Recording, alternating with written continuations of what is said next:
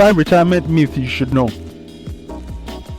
A group of co-workers were gathered in the break room when a new nurse co-worker inquired about her 401k retirement plan contribution amount. One of them promptly said, "At least 10%, as is often heard." "I'm not giving someone 10% of my hard-earned money," the nurse scoffed. Many people are like this nurse. They either lack a strong financial education or didn't grow up in a household that valued savings and investments, which prevented them from ever learning these kind of lessons. And we've done a lousy job of prioritizing the future as a society. It is understandable why so many people are unsure about how to invest for retirement. Let's expose some of the most widespread misconceptions about retirement savings. Number 1. I'm not giving away my money. Money may seem to be locked away forever in a black box after it leaves your paycheck, never again to be seen. Nonetheless, you alone are the rightful owner of that cash. The Labor Department regulates retirement plans and establishes guidelines for how employees must handle 401k programs for their workers. Even if you switch jobs, you will always own the money in your 401k or 403b. It is against the law for any business to spend that money in any way other than to set it aside for your use. 2. Retirement is too far away. Retirement certainly looks like so far off location in the future when you are first starting off. According to research, it appears as though we are thinking of strangers when we think about our future self. We find it difficult to envisage ourselves as 65 or 85 years old when we are 35, and we do not understand how conserving money today would benefit us in the future. How do you stop this propensity? Finding out who the future you is the first step. Think about how your life might be in 30 years. What would your priorities be if you had wrinkles and gray hair? It has been demonstrated that writing letters to one's future self can foster a stronger sense of continuity between the present and the future. Before we go on, if you are new to this channel, please click the subscribe button below for more content like this. 3. I can't afford to save for retirement. The task of retirement planning is difficult, I understand. Despite the fact that I advise saving at least 10%, but 15% is ideal. I understand that with a mortgage, daycare costs, vehicle payments, and health insurance, retirement savings may seem like a large budget item. Try cutting it into manageable bits. Start by setting aside just 5% or 6% of your income, or whatever will trigger your employer's full match. Move a portion of pay rise and cost of living adjustments into your retirement account so that you can eventually reach the 10% mark. You will realize that a portion of your raise is going towards retirement because you are used to making do with a reduced wage. The point is, no amount of retirement saving is too small. Save whatever you can now. 4. The market is too volatile. The 2022 market fall will undoubtedly feel up after more than a decade of a bull market.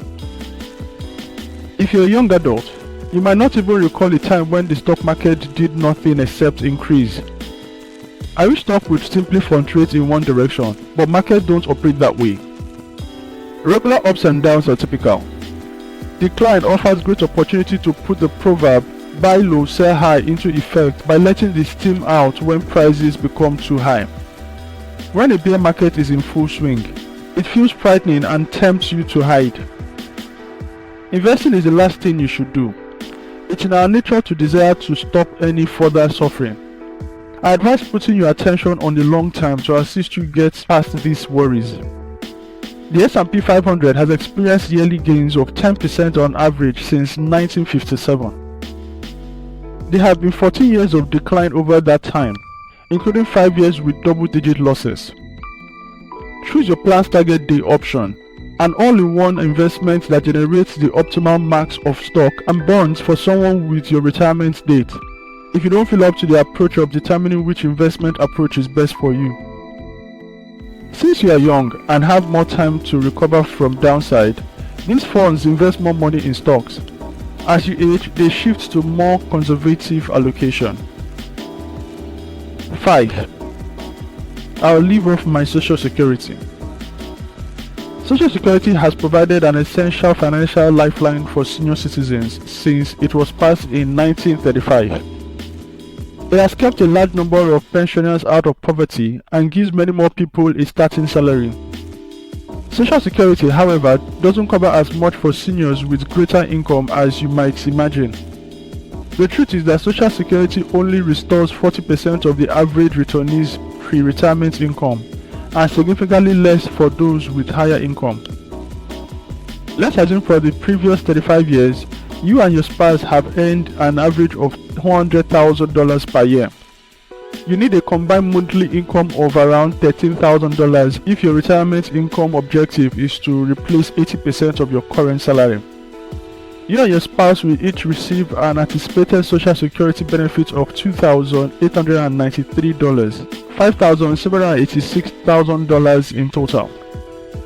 Therefore, in order to accomplish your goal, you and your spouse will need to replace an additional $7,214,000 every month. Your personal retirement savings come into play here. When you retire, you should budget for a sizable amount of your Social Security to cover their medical costs. A recent study found that the average retired household will require around $21,400 in healthcare costs at age 65 and $36,600 annually at age 85. Planning a trip, remodeling your house, contributes to the college education of your grandkids. To cover it, you will require resources in addition to Social Security. In summary, could you have changed a co-worker's mind about saving for retirement if he had all the knowledge at his disposal? It will probably take more than one quick conversation in the break room to convince this nurse of the benefit of saving as much money as possible. But getting the information is the first step. Maybe you'll be able to quickly dispel your co-worker's assumption the next time they inquire about how much money they ought to set up for retirement. Thank you for watching. If this video has added value to you, kindly click the subscribe button below as we consistently create useful content to help you grow financially and be a better person.